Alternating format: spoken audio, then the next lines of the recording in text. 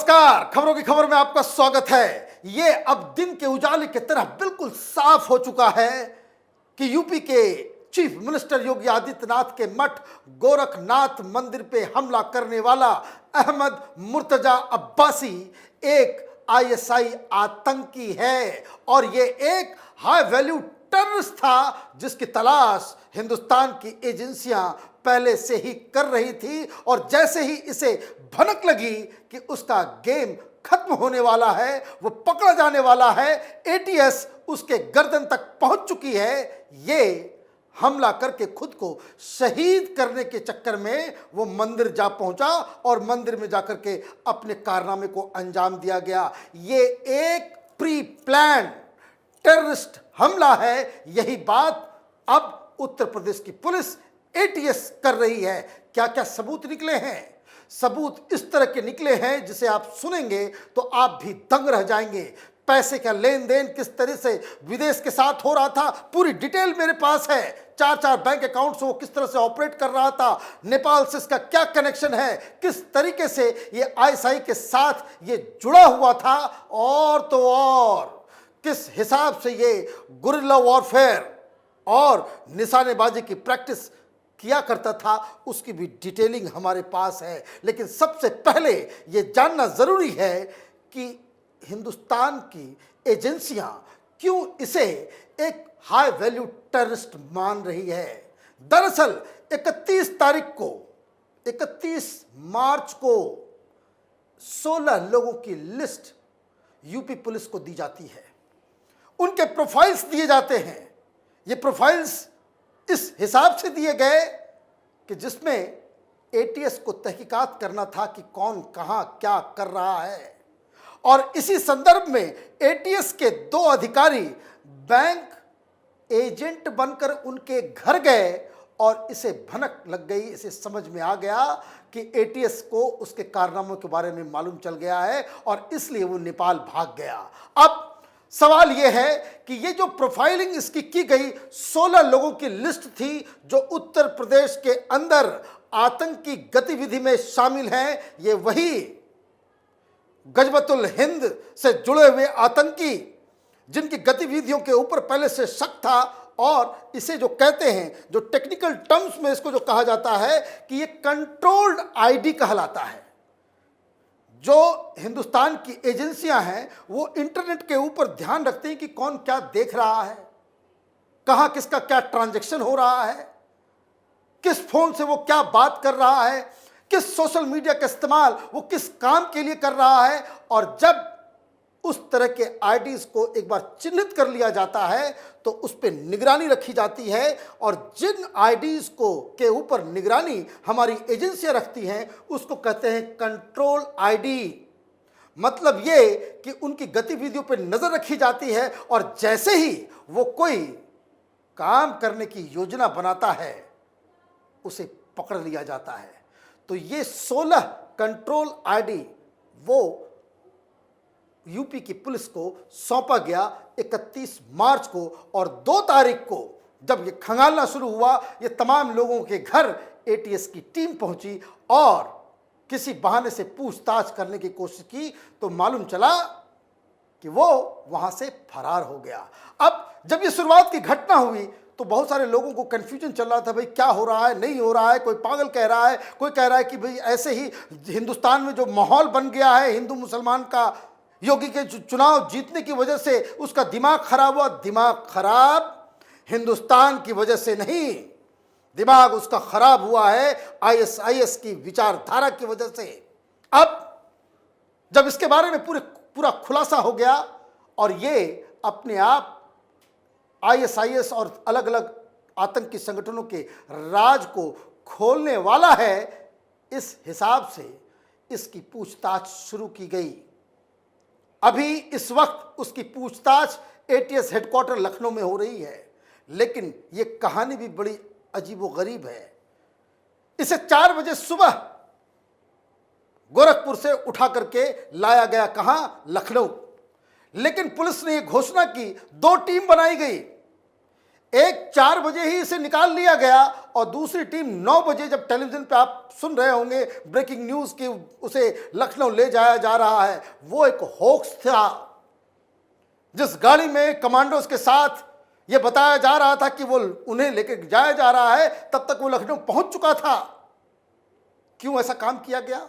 वैसा इसलिए किया गया क्योंकि दूसरे लोग अब उसके सहयोगी जो दूसरे आतंकी हैं, कहीं ये पूरा पोल पट्टी ना खोल दे, इस वजह से उसे छुपा करके रखा गया, इसकी सिक्योरिटी। क्योंकि ये बहुत सारी बातें अपने आप बता रहा है और जो सबूत का जो पूरा जखीरा इसके घर से मिला है, अब ये जानकारी आ रही है कि जब उनके घर की तलाशी ली गई, 2-3 घंटे तक सारे अधिकारी उसके घर, उसके कमरे, उसके तमाम चीज़ों का चप्पा चप्पा जब छान रहे थे, तो वहाँ मालूम चला कि ये अपने छत के ऊपर निशाने की प्रैक्टिस किया करता था। छर्रे मिले हैं, एयरगन मिला है और वो निशाने की प्रैक्टिस किया करता था। और उसके पिता ये कह रहे हैं कि हमारा बेटा मेंटली डिस्टर्ब था।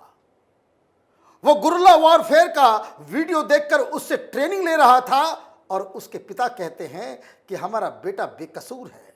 हिंदुस्तान के दलाल पत्रकारों का जो टोला है वो कहते कि लड़का बहक गया। हिंदुस्तान में जिस तरह का वातावरण बन रहा है उससे वो डिस्टर्ब्ड हो गया।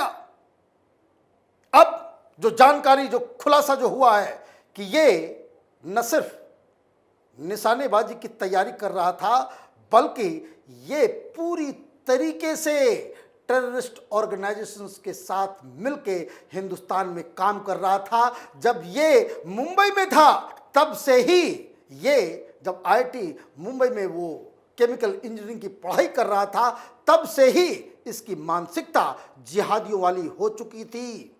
अब जो पता चल रहा है कि इसने लाखों रुपए चंदे उगाए यहां से और उसे आईएसआईएस को भेजा सीरिया। 28 लाख रुपए में इसने एक इंटरनेशनल सिम खरीदा, जिससे वो विदेश में बैठे टेररिस्ट आकाओं के साथ इसकी बातचीत होती थी। ये हार्डकोर एक आतंकी है, इसमें अब कोई शक की बात ही नहीं रह गई। 4 बैंक अकाउंट्स के डिटेल्स सामने आए हैं। मालूम चल रहा है कि ये नेपाल से पैसे भेजा करता था। अब सवाल इस बात पे पूछा जा रहा है कि ये आदमी तो ढंग से जॉब नहीं कर रहा था, लाखों रुपए इसे कहां से मिल रहे थे? कौन दे रहा था पैसा आईएसआईएस को पैसा पहुंचाने के लिए? ये आईएसआईएस के साथ काम कर रहा है, वहां पैसे भेज रहा है, तो इसके पास पैसा कहां से आया? कई सारे लोग, बड़े बड़े लोग इस मकर जाल में फंसने वाले हैं। यूपी की एटीएस ने जो चक्रव्यूह बिछाया है उसमें कई नामचीन लोग फंसने वाले हैं। इस तरह की खबरें तो आती ही है कि यूपी में कोई मंत्री, यूपी का कोई आईएएस ऑफिसर ऑफिस में बैठ करके ही जिहादी विचारधारा का प्रचार प्रसार करता है। इस तरह के लोग भी इसमें नपने वाले हैं। साथ ही साथ ये बताया गया, ये जो 4 बैंक अकाउंट्स हैं, बैंक डिटेल्स जो हाथ लगे हैं एटीएस को, एक अकाउंट इसका आईसीआईसीआई बैंक में है, दूसरा प्लेटिनम फेडरल बैंक से है, दूसरा आईडीएफसी फास्ट बैंक में है और आईसीआईसीआई बैंक के अंदर इसके खाते मिले। ये 4 खाते से वो ऑपरेट करता था। नौकरी करता नहीं, धंधा कुछ करता नहीं, कमाता नहीं और आईएसआईएस को ये चंदे भेज रहा है। तो कौन कौन लोग देने वाले थे और इसके पिता, इसके चाचा, ये जो लेफ्ट लिबरल कबाल जो इसे इनोसेंट घोषित करने पे लगे हुए हैं, इन सवालों का जवाब कौन देगा? अब किस तरह से इसकी माइंडसेट तैयार हो रही थी? तो इसके जो लैपटॉप से जो डाटा निकला है तो मालूम चल रहा है कि ये पोर्नोग्राफी देखता था। ये किस तरह से आईएसआईएस के लोग बिहेडिंग करते थे, गर्दन काटते थे लोगों के, इराक और सीरिया के अंदर, उसके वीडियोस देखता था। गुरिल्ला फाइट कैसे किया जाता है उसके वीडियोस देखता था और लोन वुल्फ अटैक किस तरीके से किया जाता है उसके वीडियोस देखा करता था। और ये विदेश से जो बातचीत करता था वो टेलीग्राम, वो कोई व्हाट्सएप, फेसबुक, ट्विटर पे नहीं, टेलीग्राम से बात किया करता था कि जिसमें ऑटोमेटिकली सारी डाटा जो है वो पढ़ने के बाद वो गायब हो जाता है। मैंने कहीं कोई निशानी ये छोड़ता नहीं था। भाई मुंबई आईटी का प्रोडक्ट है, दिमाग तो होगा ही। ये तो बेवजह लोग कह रहे थे कि ये पागल है। ये पागल नहीं, एक शातिर आतंकी था जो अब तक चकमा दे रहा था, और जब इसे मालूम चल गया कि अब उसका खेल खत्म हो गया है, वो पकड़ा जाने वाला है, तो उसने इस काम को अंजाम दिया।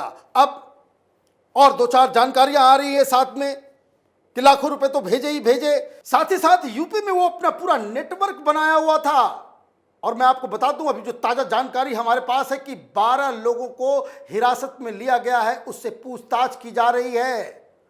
देवबंद से 2 शख्स को उठाया गया है, और वहां की एटीएस ऐसे ऐसे खुलासे वो कह रहे हैं कि ऐसी ऐसी जानकारियां आ रही हैं कि जिससे एक बहुत बड़ा टेररिस्ट नेटवर्क किस तरह से हिंदुस्तान में ऑपरेट कर रहा था, ये स्लीपर सेल्स बने हुए थे, उसके बारे में बहुत बड़ा खुलासा आगे आने वाले दिनों में होना है। हिंदुस्तान में जो लोग ये गंगा जमुना तहजीब, सेकुलरिज्म का गंदा पाठ, ये जिन लोगों ने हिंदू मुस्लिम एकता के लिए सारा ठीकरा सारा ठेका हिंदुओं के झोली में डाल दिया है, ये हिंदुस्तान का जो लेफ्ट लिबरल मीडिया है, ये दलाल पत्रकारों का जो जत्था है, जिनके मुंह में दही जम गई है, उनको इन सवालों का जवाब देना पड़ेगा कि हिंदुस्तान के अंदर जो लोग आईएसआईएस का नेटवर्क बना रहे हैं, उसके खिलाफ क्या कोई कार्रवाई ना हो? क्या ऐसा ना हो कि जो लोग इस पूरे नेटवर्क में हो, दूर दूर से ये जो लाखों रुपए जो भेजे गए हैं, 1 रुपए भी किसी ने उसमें अगर चंदा में कंट्रीब्यूशन किया है, उसे उम्र कैद की सजा क्यों नहीं दी जाए? साथ ही साथ मैं आपको एक बात और बता दूं, सेकुलरिज्म के नाम पे, ये शाहीन बाग के नाम पे, ये जो हिंदुस्तान में एक नया एक्सपेरिमेंट हो रहा है टेररिस्ट ऑर्गेनाइजेशन का, और that too international terrorist organization का, ये खतरनाक संकेत है। कहां है वो कांग्रेस पार्टी का लीडर? कहां है राहुल गांधी? कहां है वो तमाम लोग जो लोग कह रहे थे कि मुस्कान बेटी ने बड़ा बहादुरी का काम किया है? आज वीडियो आया है अलकायदा के चीफ अल जवाहिरी का, कसीदे पढ़ रहा है वो वहां। ये सारी चीजें अनायास नहीं हो रही, ये सारी चीजें कोइंसिडेंस नहीं है, ये सारी चीजें वेल ऑर्गेनाइज्ड है। कोई भी चीज कर्नाटक में होती है, यूपी में बवाल मचता है, राजस्थान में बवाल मचता है, कोई भी चीज त्रिपुरा में होती है, मुंबई में प्रोटेस्ट होता है, ये अनायास नहीं होता। हिंदुस्तान एक बहुत ही खतरनाक सिचुएशन के मुहाने पे खड़ा है। एजेंसियों और सरकारों को सचेत हो जाना चाहिए। इस तरह के जो सपोले हिंदुस्तान के समाज में सेकुलर बनकर के जो घूम रहे हैं, वो हिंदुस्तान को तबाह और बर्बादी के लिए सारे कुकर्म करने को तैयार हो चुके हैं। इसलिए योगी आदित्यनाथ की सरकार, केंद्र सरकार और अलग अलग राज्य सरकारों को अब सचेत होने का वक्त आ गया। आप देखते रहिए कैपिटल टीवी। हमारे वीडियोस को लाइक कीजिए, शेयर कीजिए और हमारे चैनल को सब्सक्राइब कीजिए। धन्यवाद।